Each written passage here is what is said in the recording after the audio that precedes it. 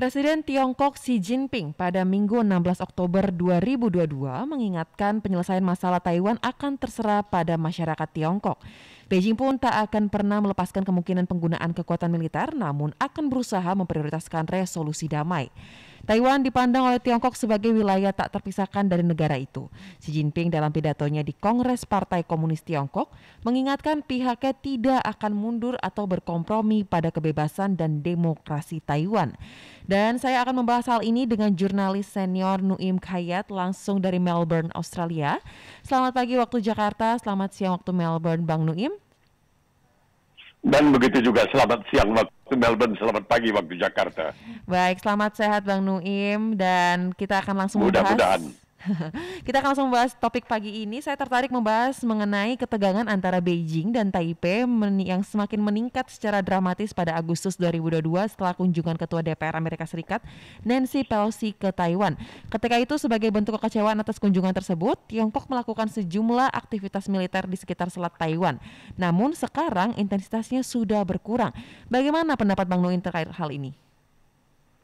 Ya, karena Taiwan bukanlah satu-satunya masalah yang dihadapi oleh Tiongkok. Menariknya, dalam sambutan atau pidato yang disampaikan yang panjangnya kira-kira 2 jam, padahal di 5 tahun yang lalu dia bicara sampai 3,5 jam, tapi kali ini 2 jam. Yang saya lihat, dia mengatakan kita telah mencapai banyak, tetapi kita harus melakukan lebih banyak lagi. Jadi dia seakan-akan mengatakan, jangan cepat-cepat berpuas diri, termasuk dengan persoalan Taiwan. Dan dia mengingatkan, Taiwan tetap merupakan bagian dari Tiongkok. Biar bagaimanapun, Taiwan tidak akan dilepaskan oleh Tiongkok. Dan Tiongkok mengatakan tidak akan menutup kemungkinan tidak menggunakan kekuasaan. Tapi dia lebih suka apabila misalnya soal Taiwan bisa diselesaikan secara damai. Jadi maksudnya dengan cara baik-baik sehingga barangkali penduduk Taiwan atau masyarakat di Taiwan bisa dibujuk untuk mau bergabung dengan Tiongkok. Karena ini merupakan salah satu duri dalam daging bagi Tiongkok. Makau yang pernah dikuasai oleh Portugis sudah kembali ke haribaan Ibu Pertiwi Tiongkok. Hong Kong yang pernah dikuasai oleh Inggris kembali ke haribaan Ibu Pertiwi Tiongkok. Tapi dengan sistem satu negara, 2 sistem. Artinya di Hong Kong pada waktu itu ya, sekarang entah bagaimana, pada waktu itu sistemnya tetap sistem demokrasi. Sedangkan di Tiongkok sistemnya adalah sistem apa yang disebutkan sebagai kediktatoran proletariat atau komunisme. Begitu juga halnya dengan di Makau. Tapi kemudian kembali ke haribaan Ibu Pertiwi Tiongkok. Nah sekarang ini Taiwan betul-betul duri dalam daging. Masalahnya bagi banyak orang adalah bahwa Taiwan ini sudah terlanjur begitu banyak menanam modal untuk memajukan dirinya. Sehingga Taiwan ini merupakan salah satu, ya kalau boleh dikatakan negara atau salah satu wilayah yang penduduknya dianggap cukup luar biasa makmurnya. Dan kalau sekiranya sekarang mereka bergabung dengan Tiongkok, apakah mereka bisa mempertahankan kemakmuran yang selama ini dinikmati? Ini yang membuat barangkali Tiongkok sangat sulit dalam menghadapi Taiwan ini. Seperti buah si malakama, mau dilakukan dengan kekerasan, Amerika sudah mengatakan, kalau sampai kekerasan dipergunakan oleh Tiongkok, Amerika akan ikut terjun di gelanggang peperangan untuk berpihak kepada Taiwan. Nah, ini masalah sekali. Oleh sebab itu, dalam pidato pembukaannya hari Minggu kemarin dahulu, itu Xi Jinping cukup mengagumkan karena dia di satu sisi mengatakan kita berhasil begini, tetapi kita masih punya tantangan-tantangan yang harus dihadapi agar rakyat Tiongkok tetap dalam keadaan siap siaga menggunakan istilah-istilah badai, menggunakan istilah-istilah angin yang kencang, arus dan lain sebagainya. Jadi menarik sekali bahwa di sekaligus mengatakan kita sudah mencapai sekian banyak, tetapi kita masih harus waspada karena harus mencapai lebih banyak lagi. Jadi ini bagus. Jadi membuat rakyatnya tidak terlalu puas diri, tidak terlalu bangga diri, tetapi tetap mengingat bahwa dalam hidup ini pasti ada tantangan-tantangan baru. Betul, dan berdasarkan tadi ulasan disampaikan oleh Bang Nuim sendiri, kita memang melihat bahwa Tiongkok atau Xi Jinping ini masih bersikeras ya untuk mempertahankan Taiwan karena Taiwan merupakan bagian dari Tiongkok. Tapi Bang, kira-kira bentuk atau upaya terbaik apa sih yang bisa dilakukan agar bisa mempertahankan Taiwan sebagai bagian dari Tiongkok? Ya tentunya dengan membujuk ya agar rakyat Taiwan atau penduduk Taiwan, barangkali lebih tepat kalau dikatakan demikian, dengan secara mayoritas memilih seorang pemimpin yang dalam kampanyenya menjanjikan akan menyatukan kembali dirinya. Karena presiden yang sekarang ini nampaknya sangat tegas. Ini sangat tegas ya, karena ya orang selalu mengatakan mungkin karena beliau adalah seorang perempuan, hati-hati katanya terhadap hati seorang perempuan yang jauh lebih keras dari baja. Nah, mungkin dikarenakan itu, maka Taiwan sekarang ini begitu bersikeras. Karena di Taiwan sendiri sebenarnya ada gerakan-gerakan, ada kalangan-kalangan, ada komponen-komponen, bagian-bagian dari masyarakat yang sebenarnya ingin bergabung dengan Tiongkok sekarang ini. Karena apa? Karena Tiongkok sekarang ini sangat dikagumi. Boleh dikatakan praktis ekonomi kedua terbesar di dunia setelah Amerika Serikat. Dahulu Jepang. Dahulu nomor 1 Amerika, nomor 2 Jepang. Ya, sekarang tidak. Tiongkok nomor 2. Dan kemajuan dari ekonominya terus menggebu-gebu. Jadi banyak di antara mereka mengatakan, ya kita ingin bisa kembali ke haribaan Tiongkok supaya kita menjadi satu kesatuan dari sebuah katakanlah negara yang begitu besar daripada kita sebagai sebuah pulau kecil yang bernama Taiwan. Ya diakui memang hebat. Nah, di Taiwan itu demokrasinya berjalan, ekonominya makmur, luar biasa. Tetapi masih merasa kecil. Sedangkan kalau mereka barangkali merupakan bagian dari Tiongkok, ya ini barangkali bisa mendatangkan perasaan bangga yang sangat luar biasa sebagai bagian dari satu kesatuan yang merupakan kedua terbesar di dunia, paling tidak dari segi ekonomi. Dari segi persenjataan, ya kita tidak tahu. Ya, kalau yang kita lihat, memang Tiongkok luar biasa persenjataannya sekarang ini. Kita lihat teknologinya, sampai ke antariksa, dan sudah bercita-cita untuk mendaratkan manusia di bulan, dan lain sebagainya. Dan kan ingin mereka ini, orang-orang Taiwan ini ingin merupakan bagian dari suatu kejayaan, suatu kesuksesan, suatu capaian, seperti yang telah dicapai oleh Tiongkok. Tetapi masih tetap ada yang mengatakan, oh tidak bisa. Sehebat-hebatnya Tiongkok, rakyatnya tidak bisa bersuara. Artinya tidak boleh menyampaikan pandangan yang berbeda dari aliran atau anutan yang telah ditetapkan oleh pemerintah. Karena seperti dikatakan tadi, di Tiongkok itu tidak ada yang disebutkan sebagai oposisi, sedangkan di Taiwan itu ada. Nah ini yang masih barangkali merupakan ganjalan yang sangat luar biasa. Tapi bagi sementara orang di Taiwan, mereka tidak ingin mengorbankan segala capaian mereka yang telah diusahakan dengan sangat dengan susah payah. Tidak mau kemudian diserahkan begitu saja kepada Tiongkok. Jadi masalahnya memang rumit sekali, rumit sekali. Dan kita melihat apakah pada akhirnya Tiongkok akan mengatakan, sudahlah kalau begitu biarkan saja Taiwan tetap merupakan bagian dari Tiongkok, tapi tidak bergabung dengan Tiongkok. Atau barangkali Taiwan mengatakan, ya sudahlah, lebih bagus kita bergabung dengan Tiongkok agar kita ikut menjadi bagian dari suatu kesatuan yang begitu besar, yang begitu sukses, yang begitu dikagumi, yang begitu dihormati, yang begitu disegani, bahkan ditakuti oleh negara-negara lain. Tapi seperti dikatakan oleh Xi Jinping dalam sambutannya hari Minggu yang lalu, dia mengatakan umat manusia di luar Tiongkok tidak perlu takut kepada Tiongkok, karena Tiongkok tidak menganut paham ekspansionisme. Tiongkok hanya menghendaki apa yang menjadi miliknya, dalam hal ini maksudnya Taiwan. Dia tidak menghendaki negara-negara lain. Itu dikatakan oleh Xi Jinping. Kami tidak menghendaki suatu hegemoni. Kami tidak menghendaki ekspansionisme bahwa kami nanti kemana-mana. Tidak, kami ingin bekerja sama dengan masyarakat internasional secara keseluruhan. Baik, kita melihat memang ada perbedaan yang cukup fundamental antara Tiongkok dan juga Taiwan dalam hal ini. Dan menurut kacamata Bang Nuim sebagai seorang jurnalis senior dari semua yang tadi kita sudah bahas nih Bang, posisi apa sih sebenarnya yang paling memungkinkan jika melihat dinamika saat ini? Apakah persatuan itu merupakan suatu keniscayaan atau sebenarnya poinnya antara bersatu atau dan tidak bersatu itu masih sama-sama masih terbuka peluang yang seimbang? Jadi ini status quo. Barangkali status quo ini akan berlangsung cukup lama. Tapi apakah status quo ini bisa berlangsung sampai 5 tahun ke depan? Karena 5 tahun ke depan, periode ketiga dari Xi Jinping akan selesai. Okay. Dan pada waktu itu dia akan berusia kira-kira 74 tahun. Jadi apakah dia akan mengatakan harus menyelesaikan masalah Taiwan ini? Karena begini, ketika bulan Agustus yang lalu, Nancy Pelosi bersikeras untuk mengunjungi Taiwan, pada waktu itu banyak sekali katanya rakyat di Tiongkok dengan menggunakan HP mereka bisa mengikuti penerbangan pesawat militer yang membawa ketua DPR Amerika Serikat itu ke Taiwan. Dan pada waktu itu, karena adanya gembar-gembor dari pihak Tiongkok sendiri tidak menyetujui kunjungan tersebut dan lain sebagainya, banyak orang di Taiwan bahkan bukan menduga tapi mengharapkan bahwa Tiongkok berbuat sesuatu, antara lain dengan menembak pesawat tersebut. Tapi tentunya Tiongkok tidak ingin melakukan hal segagabah itu, karena itu kalau itu terjadi, niscaya peperangan akan meletus antara Tiongkok dengan Amerika Serikat. Jadi banyak mereka yang kecewa setelah melihat, mendengar, mengetahui bahwa kemampuan Tiongkok di bidang persenjataan, di bidang kemiliteran begitu luar biasanya sejak 10 tahun belakangan ini, tetapi kok Tiongkok tidak berani melakukan sesuatu untuk menghadang pesawat militer yang membawa Nancy Pelosi ke Taiwan. Mereka merasa kecewa. Dan ini diketahui oleh Xi Jinping.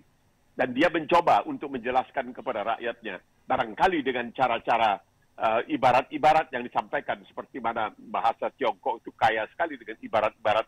Mereka menyampaikan bahwa belum waktunya untuk melakukan tindakan mengambil kembali Taiwan atau menyatukan kembali Taiwan dengan Tiongkok melalui tindakan kekerasan. Jadi apa boleh buat? Mereka masih harus bersabar. Dan barangkali bagi Xi Jinping sendiri, mungkin kenyataan bahwa kasus Corona, COVID-19 masih belum juga selesai di Tiongkok, itu merupakan suatu hikmah. Suatu hikmah. Dalam artian, rakyat memahami, oh ya, kita harus menyelesaikan masalah di dalam negeri dahulu sebelum kita bisa melakukan hal-hal di luar negeri. Jadi nampaknya 5 tahun mendatang ini akan sangat menentukan. Kalau nanti sekiranya memang COVID-19 bisa diatasi dan terhapus dari Tiongkok, sesuatu yang barangkali agak mustahil, maka mungkin Xi Jinping sebelum mengakhiri jabatannya, ya, padahal dia kan seharusnya hanya 2 periode.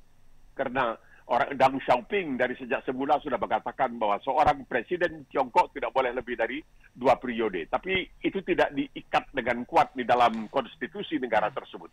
Nah, Xi Jinping sudah 2 kali 5 tahun. Tapi dia menghendaki 5 tahun lagi. Seperti yang dilakukan oleh Vladimir Putin di Rusia. Jadi apakah dia nanti setelah 74 tahun usianya akan ingin 5 tahun lagi sampai 79 tahun? Wallahu a'lam. Jadi kalau dia merasa bahwa 3 periode sudah cukup, dan dia harus mengundurkan diri, harus pensiun, mungkin dia ingin agar prestasinya yang paling hebat barangkali di mata rakyat Tiongkok dan dunia adalah kemampuannya untuk menyatukan kembali Taiwan dengan Tiongkok. Tentu ini akan menjadi highlight dari pencapaian kepemerintahan Xi Jinping ya Bang sampai ntar akhir masa jabatannya. Dan kita tahu juga Bang bahwa Kongres Partai Komunis Tiongkok diperkirakan akan dihadiri oleh sekitar 2.300 delegasi dari berbagai penjuru Tiongkok. Mereka akan menggelar kongres di Great Hall of the People sampai sepekan ke depan. Apakah pidato yang akan disampaikan Xi Jinping soal keamanan yang disebut hingga lebih dari 70 kali itu akan terrealisasi? Atau gimana Bang Nui melihatnya?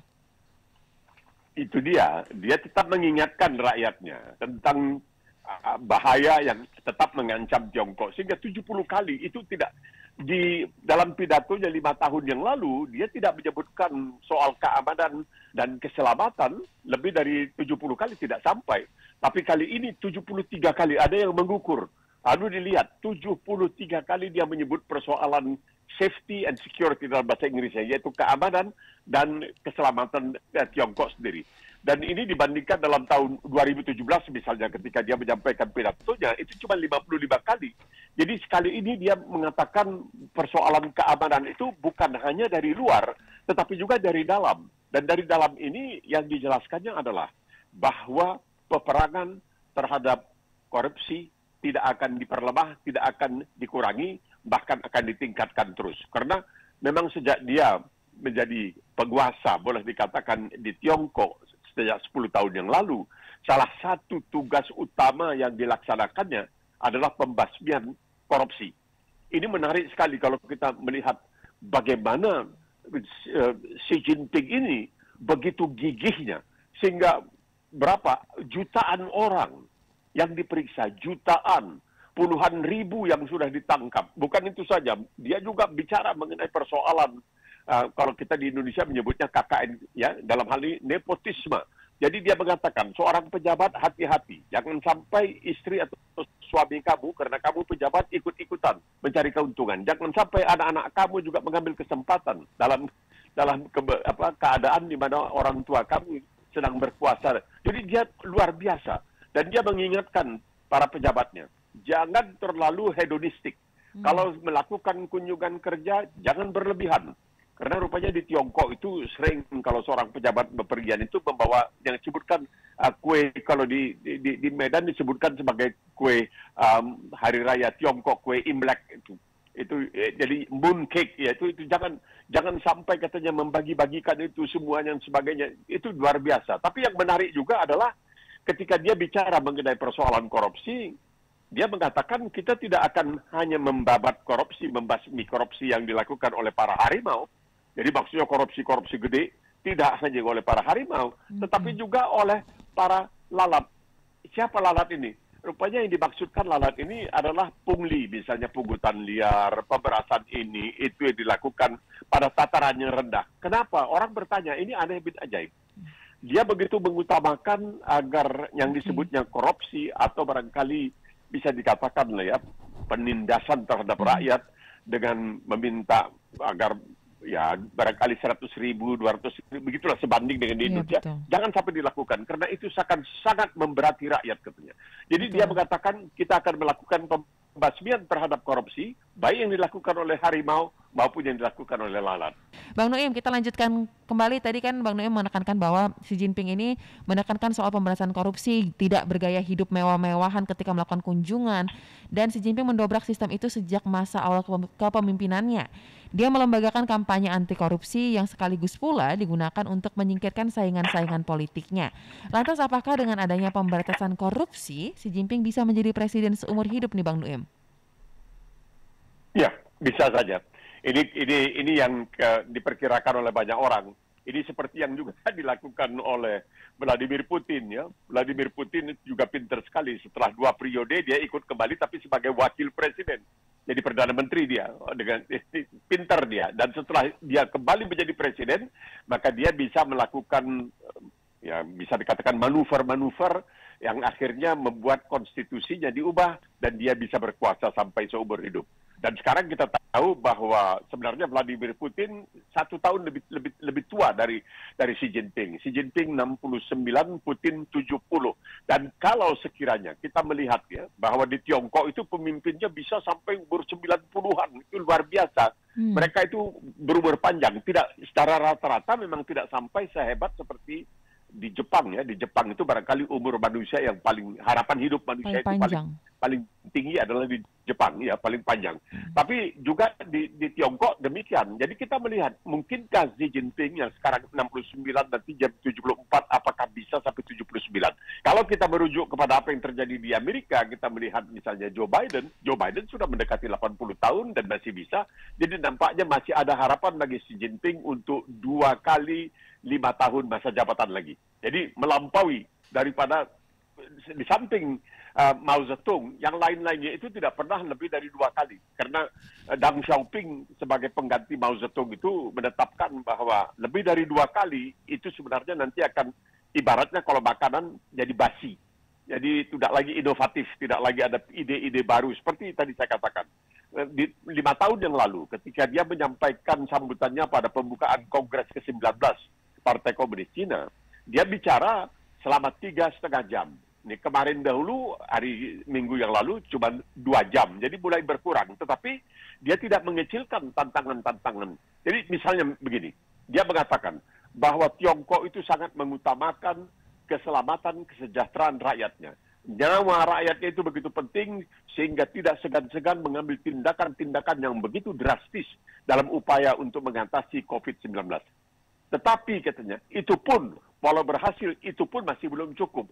Oleh sebab itu, Tiongkok masih harus meningkatkan prasarana kesehatannya, infrastruktur kesehatan. Jadi dia selalu mengatakan begitu. Kita sudah berhasil, tapi jadi ini memberikan kesan kepada rakyat bahwa mereka harus terus berusaha. Ada satu hal yang sulit sekali bagi Xi Jinping sementara ini. Ini kesulitan penduduk. Jadi umumnya secara internasional dikatakan satu negara itu untuk bisa mengatasi pergantian penduduk. Jadi maksudnya yang tua pensiun mesti ada gantinya yang muda. Itu harus tiap-tiap keluarga katanya punya paling tidak 2,1 anak. Ya, sedangkan di Tiongkok cuman 1,16. Ini yang susah, ini yang membuat Xi Jinping barangkali agak gelisah juga karena pertambahan penduduk 1,16 di Tiongkok. Padahal sudah diberitahukan kepada rakyat Tiongkok bahwa mereka boleh punya anak kedua. Dahulu kan di Tiongkok itu hanya boleh satu anak. Kalau Iya punya betul. 2 anak itu bisa didenda. Kadang-kadang suatu keluarga yang ingin agar punya anak laki-laki tapi tidak dapat anak laki-laki, dapat anak perempuan itu ya dibuat sedemikian rupa sehingga meninggal. Jadi mereka punya hak untuk mencoba punya anak lagi agar mendapatkan anak laki-laki. Tapi apa yang terjadi? Ketika saya pertama kali pergi ke Tiongkok, yang banyak dibicarakan orang adalah ada 37 kaisar-kaisar muda. Nah, ini kaisar-kaisar muda ini artinya anak laki-laki yang hidupnya begitu dimanjakan karena anak semata wayang. Jadi orang tua dari kedua pihak, dari pihak ayah, dari pihak ibu begitu memanjakan. Pada akhirnya mereka bertanya, ini 37 juta laki-laki ini perempuannya di mana? Ya, mereka pergi ke Vietnam. Ya juga ada ke Indonesia, ke Vietnam, ke waktu itu ke Hong Kong, ke Taiwan untuk mencari istri. Nah, kemudian Tiongkok menyadari tidak bisa dengan hanya satu anak. Itu melawan alam. Oleh sebab itu dikatakan, oke, kamu boleh punya 2,1 anak. Tapi itu statistik ya, 2,1. Tapi sementara ini nampaknya penduduk di Tiongkok atau ada anak muda di Tiongkok yang sudah berumah tangga itu agak khawatir punya anak lebih dari satu. Jadi Tiongkok ini masih punya masalah yang cukup besar dalam hal ini. Karena harus ada pergantian. Ya, itu tongkat estafet itu harus diserahkan kepada yang lebih muda. Ini yang menjadi barangkali bahan yang sangat merisaukan pemerintah di Tiongkok, Partai Komunis Tiongkok sendiri. Jadi masih banyak yang belum tercapai. Di samping Taiwan yang belum bersatu kembali dengan Tiongkok, ini persoalan penduduk. Ini persoalan penduduk ini bukan hanya di Tiongkok sebenarnya. Rusia juga mengalami hal yang sama. Jerman yang begitu maju juga menghalangi masalah yang sama. Kurangnya ada anak muda untuk menggantikan mereka yang sudah tua, yang sudah mulai pensiun. Karena adanya pembatasan kelahiran, ya kalau di Jerman, di Rusia waktu itu atas kehendak sendiri ya, bukan ditentukan oleh pemerintah. Kalau di Tiongkok itu karena merupakan peraturan hukum yang berlaku pada waktu itu yang sekarang sudah diubah. Oke, baik Bang. Kita sekarang beralih ke topik mengenai ekonomi, di mana ekonomi Tiongkok tengah diperkirakan akan mencapai titik tergelap di masa yang akan datang. Pertumbuhan ekonomi di negeri panda ini yang biasanya tumbuh double digit, kini diperkirakan hanya akan tumbuh single digit. Ditambah Xi Jinping dikabarkan akan melanjutkan kepemimpinannya menjadi 3 periode. Lantas bagaimana kinerja Xi Jinping menjabat dan dampak apa saja yang terjadi jika Xi Jinping menjabat 3 periode nih Bang Nuim? Ya itulah, tahun ini disebabkan oleh pandemi ya. Ini tidak bisa dibantah ya. Jadi di Indonesia sendiri Presiden Jokowi sudah beberapa kali mengingatkan berapa ratus juta orang yang akan kewalahan dalam waktu-waktu mendatang ini disebabkan oleh pandemi, disebabkan oleh inflasi di Australia, di Amerika kita melihat. Dan Tiongkok yang biasanya tadi disebutkan double digit ya, 2 digit di atas 10% pertumbuhan ekonominya. Sekarang ini perakirannya mengatakan mungkin tahun ini hanya 3%. Dan ada kemungkinan 3% dan barangkali dalam 10 tahun mendatang mungkin pertumbuhan ini juga hanya terbatas sampai kira-kira 5% katanya. Nah kalau ini untuk sebuah negara seperti Tiongkok, Pak, ini merupakan pukulan yang sangat luar biasa. Ya kalau tahun ini hanya 3% dan 10 tahun ke depan atau 5 tahun ke depan hanya 5%, itu merupakan suatu kemerosotan yang sangat luar biasa mengingat Tiongkok di masa lalu itu rata-rata di atas 10%. Jadi banyak sekali sebenarnya. Oleh sebab itu Xi Jinping tidak ingin agar rakyat itu merasa santai-santai saja. Tidak, tapi dia tetap menegaskan, kita telah mencapai ini, tetapi kita punya tantangan ini. Dan ini harus dihadapi.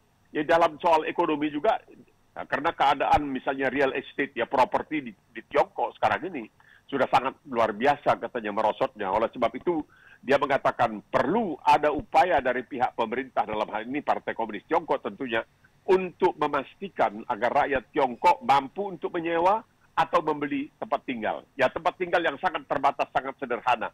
Ini yang menjadi masalah juga di Australia ini, apalagi dengan banjir yang terjadi di sejumlah negara bagian seperti di Victoria, Melbourne, New South Wales, ya di Sydney dan kemudian Tasmania di Hobart. Itu masalah perubahan itu juga sangat merupakan beban yang besar. Oleh sebab itu dia mengatakan harus berusaha sedemikian rupa sehingga pemerintah di Tiongkok mampu menyediakan Kalau kita dulu menyebutkan kan antara lain sandang pangan dan papan. Jadi pakaian, makanan, dan tempat tinggal. Ya itulah yang sekarang dikejar oleh Xi Jinping. Betul, ini PR besar untuk kerja keras di sektor ekonomi membangkitkan kembali di tengah kondisi krisis, apalagi pasca pandemi ya, dan juga ada permasalahan juga ya terkait dengan raksasa teknologi yang pada ditinggal investor ya Bang ya. Ya itu, dan masalahnya juga begini, karena selama ini Tiongkok juga mengatakan perlu adanya upaya untuk mengurangi emisi disebabkan oleh bahan bakar yang tidak terbarukan. Jadi dia mencoba untuk misalnya tenaga surya dan kemudian kincir angin dan kemudian nuklir dan lain sebagainya. Tetapi dengan keadaan seperti sekarang ini, nampaknya Tiongkok terpaksa untuk kembali menggunakan batu bara. Nah, batu bara ini yang boleh dikatakan jadi biang keladi dari perubahan iklim yang terjadi sekarang ini. Kita lihat banjir yang gila-gilaan, ya banjir gila-gilaan, kebakaran hutan ketika di Australia karena musim dingin, banjir dan lain sebagainya. Kita lihat di utara, di Amerika, kita lihat di Eropa, kita lihat di Jerman, kita lihat di Yunani, kebakaran hutan yang begitu hebat yang disebabkan oleh perubahan iklim. Jadi Tiongkok sendiri juga menyadari. Dahulu Tiongkok pernah mengatakan tidak bersedia untuk mengurangi penggunaan batu bara karena dia mengatakan ya negara-negara barat yang sudah begitu maju dengan melakukan kemajuan yang telah dicapai melalui tindakan-tindakan yang menyebabkan perubahan iklim, tidak bisa sekarang katanya Eropa mengatakan kepada negara-negara seperti Tiongkok dan negara-negara Asia lainnya, jangan menggunakan batu bara karena itu berbahaya. Bagaimana mereka akan mencapai kemajuan untuk bisa mensetarafkan dirinya dengan Barat? Nah, sekarang dia kembali nampaknya harus menggunakan batu bara lagi. Ini menjadi masalah yang akan membuat Tiongkok merasa seakan-akan tidak ikut bertanggung jawab bersama-sama dengan masyarakat internasional untuk mengurangi kemungkinan terjadinya keburukan atau pemburukan di dalam perubahan iklim ini. Jadi ya Tiongkok seperti negara lain juga menghadapi berbagai macam masalah. Ya ini tidak bisa dikatakan bahwa segalanya itu mulus dan boleh dikatakan dengan mudah akan bisa tercapai, tidak juga. Makanya dia terus mengingatkan rakyatnya. Ya, betul. Kita telah mencapai ini, tetapi tantangan di depan masih cukup besar. Ini yang bagi saya ini menarik ini sebagai seorang pemimpin, tidak ingin rakyatnya sampai merasa wah enak udah jangan peduli tidak lagi, berpuas diri dan tidak terlena ya Bang ya. Betul, itu yang sangat betul dan itu sangat perlu barangkali untuk disampaikan oleh penguasa atau pemerintah kepada menjadi rakyat. Contoh ya bagi penguasa-penguasa pimpinan yang lain. Baik, terima kasih Bang Nuim Kayat untuk ngobrol-ngobrol paginya, diskusinya pada pagi ini. Bang Nuim Kayat langsung dari Melbourne, Australia. Terima kasih, salam sehat. Dan MJ Listeners, itu tadi dialog kami dengan jurnalis senior Nuim Kayat dalam Morning Session with Nuim Kayat.